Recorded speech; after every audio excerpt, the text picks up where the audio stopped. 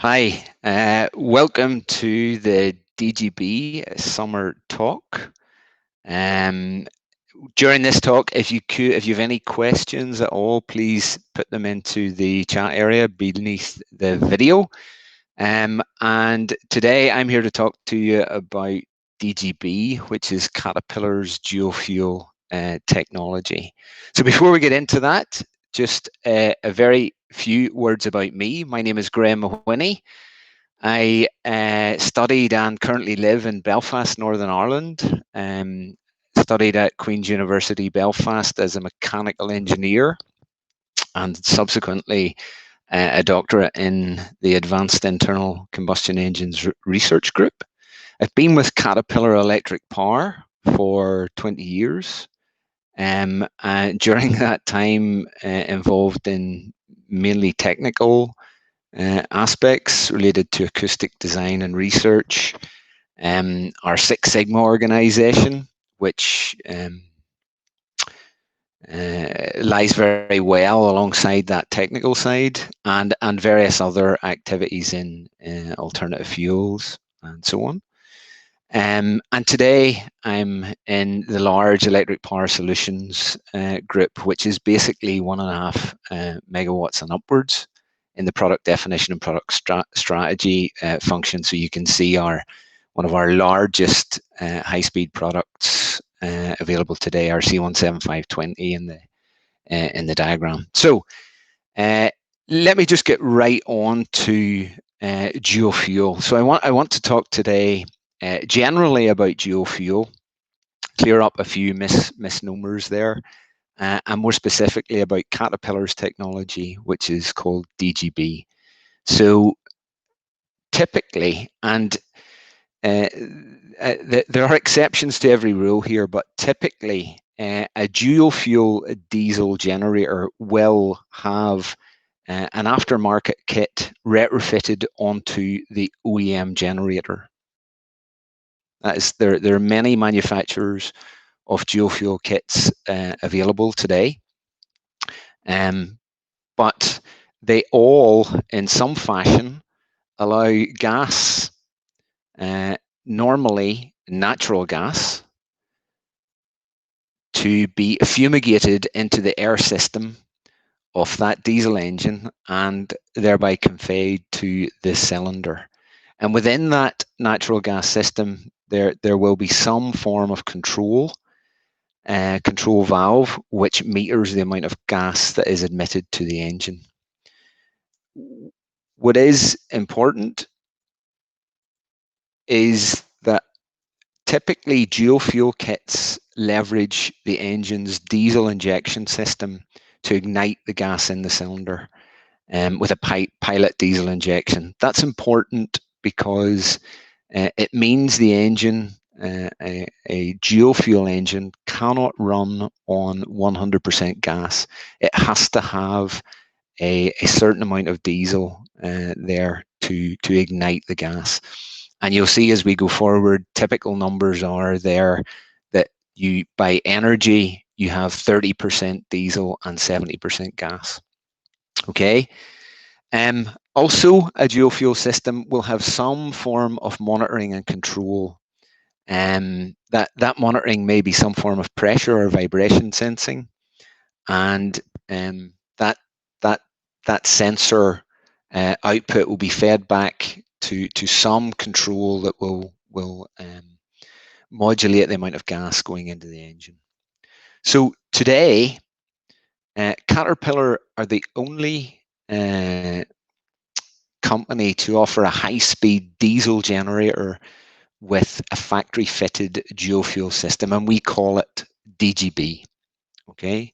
Just before I leave this, I want to talk about terminology a little bit. You'll often hear bifuel and dual fuel talked about interchangeably. For the purposes of today, if I refer to bifuel, I refer to an engine which can run solely on liquid or gaseous fuel. This is much more common in automotive applications where you have a spark-ignited gasoline engine which can run 100% on an LPG conversion. For a diesel compression ignition engine, that is not the case. So whenever I refer to dual fuel, I'm talking about a diesel compression ignition engine, which can run solely on liquid, obviously, that's what it's designed to do, but it can also run on a blend of liquid diesel fuel and gas. It cannot run 100% on gas. Okay, so for the purpose of today, dual fuel and biofuel are different. Okay. Okay, so what is DGB? So we've talked specifically about dual fuel. Now I want to home in on the Caterpillar dual fuel technology called DGB. So DGB is fully integrated and it stands for dynamic gas blending. Okay, so if you look at the image on the right of your screen, this is a Caterpillar 3516 engine, 16-cylinder V formation engine, and the yellow color is a standard engine, with the green components being those either new or modified components for DGB. Okay, so if we look at how this thing operates, if we deal first of all with the gas blending portion of DGB, gas is supplied typically from a pipeline to a flange, as is indicated by the arrow today. It then runs through a standard gas train, which can vary depending on your location, but within that gas train there'd be a pressure regulator and a combination of electrical or manual shut-off valves, and then comes to the gas valve. So this is the metering of gas that I mentioned earlier in the dual fuel system. So from that gas valve, the gas then flows through the supply pipe and is fumigated into the air system of the diesel engine. So if you can see, again from the arrow, that gas is introduced just downstream of the air cleaner, the two large discs or cylinders to the top left of the image. It's fumigated into the air system just downstream of the compressor, and thereby it's compressed and flows through the air system into the cylinders. Okay, so that's the gas blending bit of it. Dynamic, because the amount of gas and diesel injection timing is continually being adjusted on the engine. To facilitate that, there is a control unit. On DGB, that control unit is the same ECU which controls diesel injection amount and timing, and the gas system of the engine. Okay, that control unit has for DGB a sensor array which it uses to monitor combustion in the engine. And this entire system is designed, as you would come to expect, to align closely to the Caterpillar brand promise. Okay, its priorities are very clear. Its top priority, number one, is to protect the engine. So whenever we fumigate gas, some things can go wrong, and the DGB system is designed very clearly to protect the engine. After that, really, as we'll see in a little bit, the objective here is to save money by maximizing the amount of gas you can substitute into the system, and that is the second priority of DGB. And then finally, but closely related, the third priority is to maximize combustion efficiency. So the engine will optimize itself to maximize the amount of gas and maximize the amount of energy you're getting out of that gas. Okay. So That's DGB at a very high level. I think it's worth talking about the top priority, protecting the engine, and how exactly does the DGB system protect your engine. And the answer that makes the Caterpillar DGB system unique is ICPS, or in-cylinder pressure sensing. So if you look at the diagram at the bottom, this is a cross-sectional cutaway of a cylinder head off the 3516 engine. So you can see there's various components in there. The large silver cylinder in the very center is your unit injector, your electronic unit injector. Cutaways, the blue colored areas are your jacket water for cooling. And you can see on the right hand side there's a red area which is your exhaust out channel. You can see also the what is new and different about this head is the cylinder pressure sensor, which is indicated and communicates directly with the cylinder. So this pressure sensor accurately monitors combustion many thousands of times per second. I mentioned some things can go wrong when you in a dual fuel engine and you fumigate gas, and detonation would be the most obvious one of those things and must be avoided. This occurs whenever the gas mixture in the cylinder ignites all at the same time, as opposed to burning in a controlled fashion.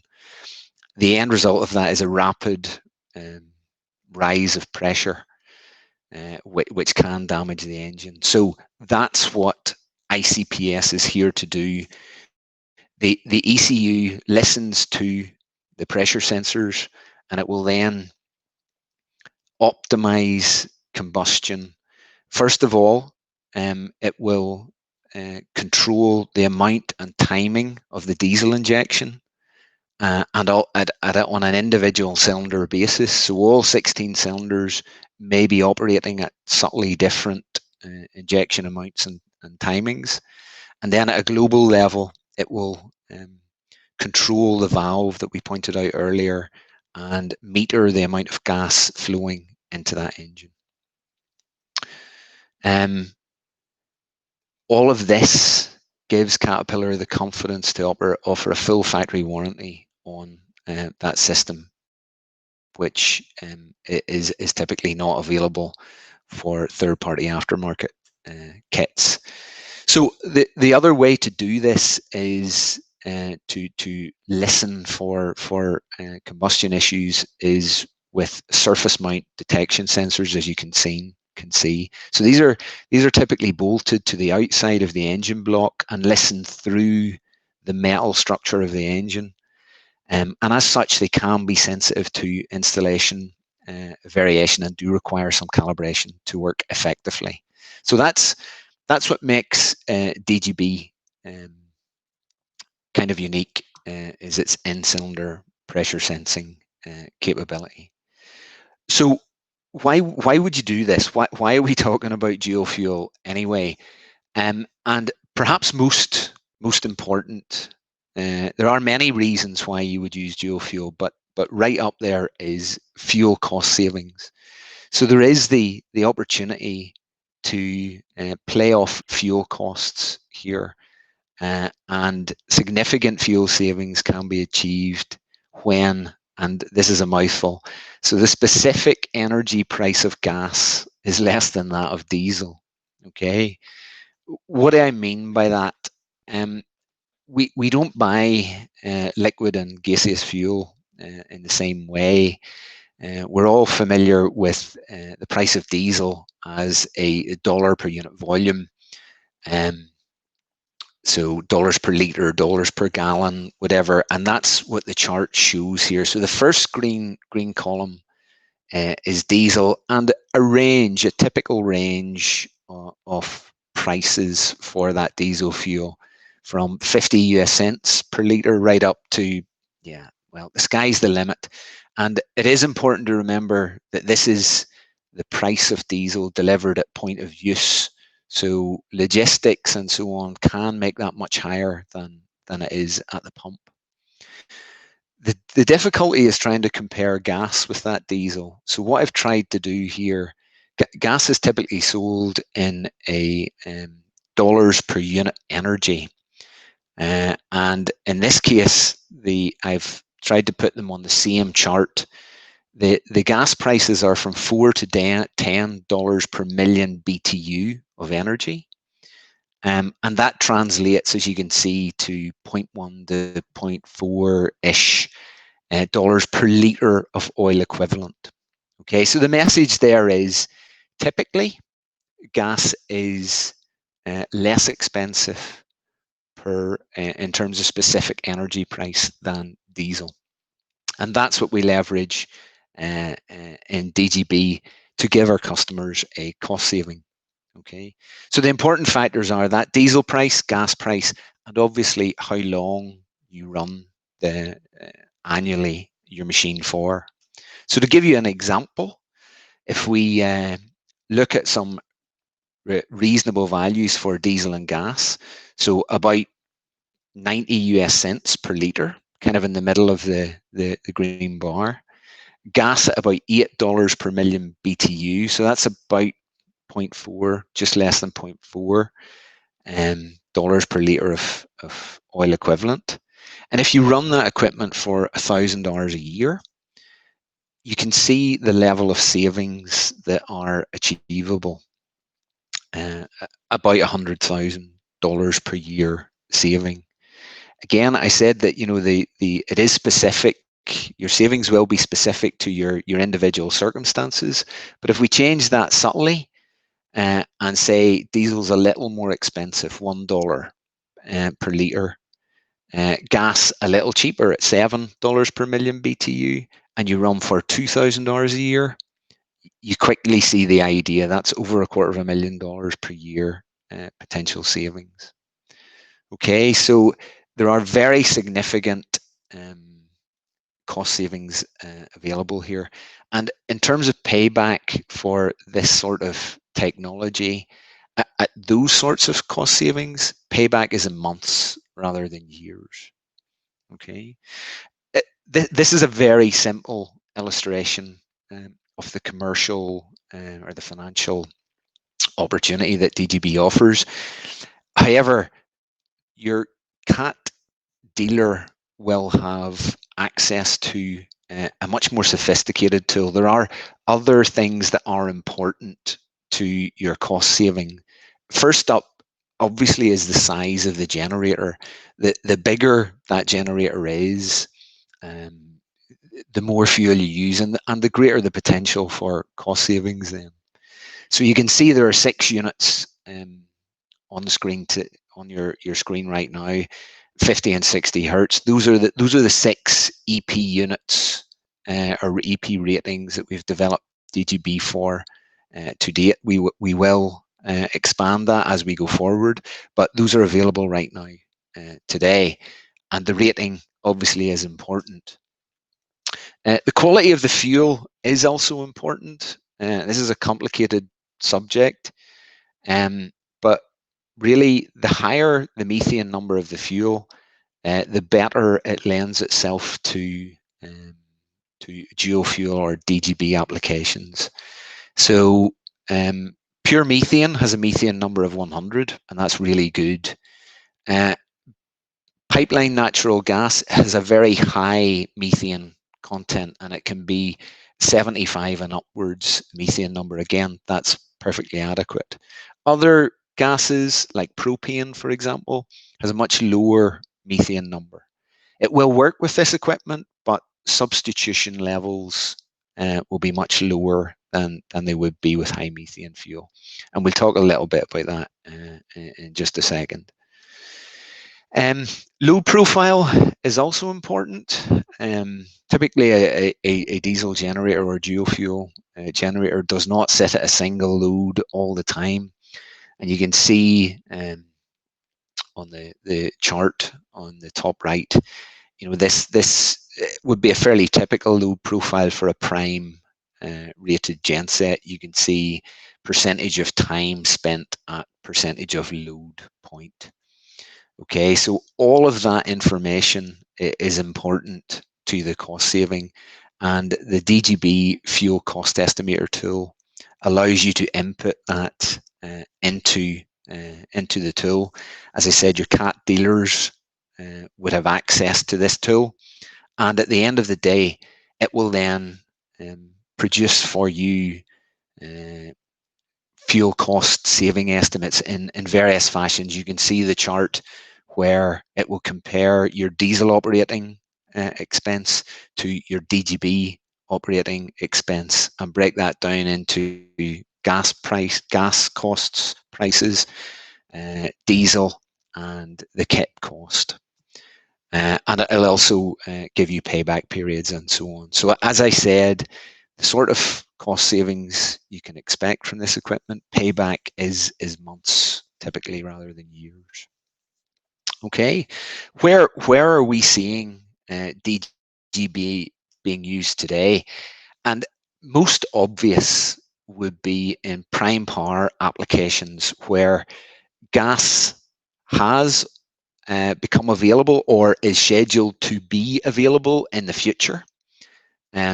Typical prime power applications are remote mines, mining operations, cities where there are regular utility outages. And I mean, to give an example, there's 8,760 hours in a year. Some remote mines are these engines are operating almost all of those hours, with just scheduled maintenance shutdowns and so on. So you can imagine in those types of applications, fuel costs are really important. That's a large part, by far the largest part of your operating expense, but also the reliability of that power is critically important. In a mining operation, for example, if you do not have power, your operation shuts down. So that's a key application for geofuel. We're also seeing customers, depending again on their circumstances, on the cost of capital for purchase of equipment, price of gas, price of diesel, and what they're required to do. Peak shaving or load management is also an area where we're seeing a lot of interest. In around that $1,000 per year, the price of the kit seems to make sense financially for some customers. And perhaps less obvious, but in standby applications where you're not running a lot of hours, but other factors are important there in commercial water treatment, healthcare type segments, where fuel flexibility or security of supply are important, like where in a water treatment facility where you have a requirement to be autonomous for a certain length of time, but on-site fuel or permitting storage considerations are also important, and you want to minimize the amount of diesel you have on site. So DGB can offer extended runtime from a particular volume of diesel on site. So lots of applications, I guess, is the message there. A couple of things we do need to be aware of in terms of the performance of DGB. So to maximize savings, you need to maximize the substitution. And there's a little star there because I'm referring to substitution as being the amount of diesel being sucked by energy, which is displaced by the gas. Okay. So if you look at the chart on the right hand side that should appear, it is a little bit busy. I accept that, but this is the actual gas substitution achieved by the 3516 engine we looked at a few slides ago. So if you see along the bottom, axis, that is your electrical load. So this particular generator is a 2000 kVA prime rated unit with 10% overload. And you can see there are two lines on the two, there's a blue dashed line and a grey line which overlines that for most of the way. So that is the amount of substitution you can expect at certain loads. Okay, so three areas of it. The first area, at no loads, whenever the machine is sitting at idle, it does not substitute any gas. Right up to, in fact, about 20% of its rated output, it will not substitute gas. This is important because it means that if I hit the next button, the genset will accept block loads as it would in diesel operation. At that point, at no load, it's running diesel, 100% diesel anyway. Okay. It then quickly ramps up to 70% of the diesel is being substituted by gas at about 40% of its rated output, and it holds that level of substitution right up to almost its prime rated output, about 90% of its prime rated output. Okay, but again, and that's obviously the area that you want to size your genset to be operating. Above 90% of prime rated output, substitution values quickly drop to zero at prime rated output, and there is no substitution above that. Okay, so I think it's important to understand that substitution profile in your system setup. Okay, so there are, as I said, things that affect that substitution load that we've just talked about. So the maximum substitution is 70%, and that's in that 40 to 90% of rated output range. I mentioned methane number earlier, the quality of the fuel. So low methane number fuels, they will still substitute depending on the methane number, but the end result would be reduced substitution at higher loads. Okay, so the grey line is actually the continuous rating substitution, but that is the same effect that reduced methane fuels will have. They will lower substitution levels at high load. For a fuel like pure propane, the methane number is very low, about 30 something, and substitution values will be very much reduced.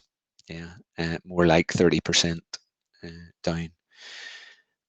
Another important consideration is ambient temperature. The effect is similar to methane number. As ambient temperature goes up, substitution at high load typically is reduced. The system is designed, as you can see from the chart, there is an SF44 CTS radiator specified there. That basically supplies charge air at the right temperature to operate at this sort of substitution level.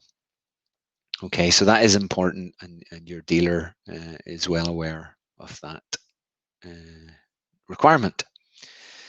So a really good example of this is a mine site, a high altitude lithium mine today, where you can see it's over 4,000 meters above sea level. Fuel is expensive up there, both gas and diesel actually.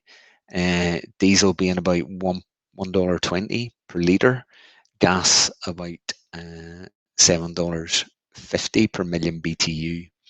But as I said, in a mining operation, that equipment is running a lot, over $6,000 per year at fairly high rated output. So at this one, it's about 60% of its rated output.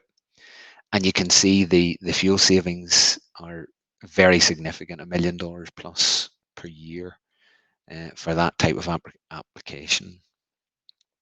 Okay, so in summary, key takeaways here, hopefully, that you've learned in this short meeting. What is a dual fuel engine?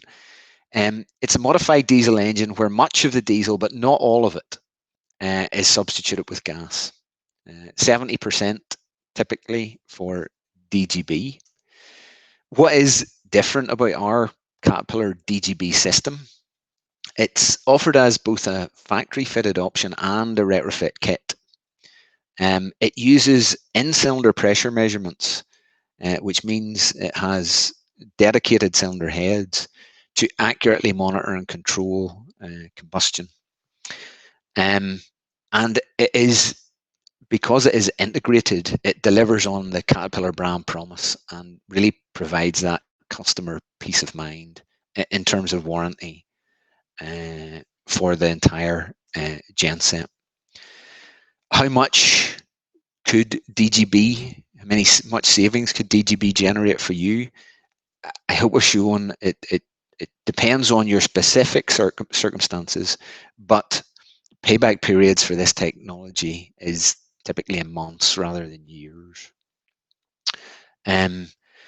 Customers are using DGB today in prime applications, as you would expect, but also it's finding application in load management or peak shaving and standby applications. And where can you find out more? There's a campaign page on www.cat.com/DGB, where there's information about dual fuel and dynamic gas blending. Your local Caterpillar dealer or Cat dealer can help, and there is a locator address on the screen there, and also Caterpillar Electric Power Solutions can also help you with any questions on this information. So I don't believe there are any questions at this point in time. So I'll just leave that back up in case you want to take down any of the addresses. Thank you for taking the time to listen. If you are interested, we have a CHP summer talk, so combined heat and power, this Thursday at the very same time. So thank you very much for taking the time to listen.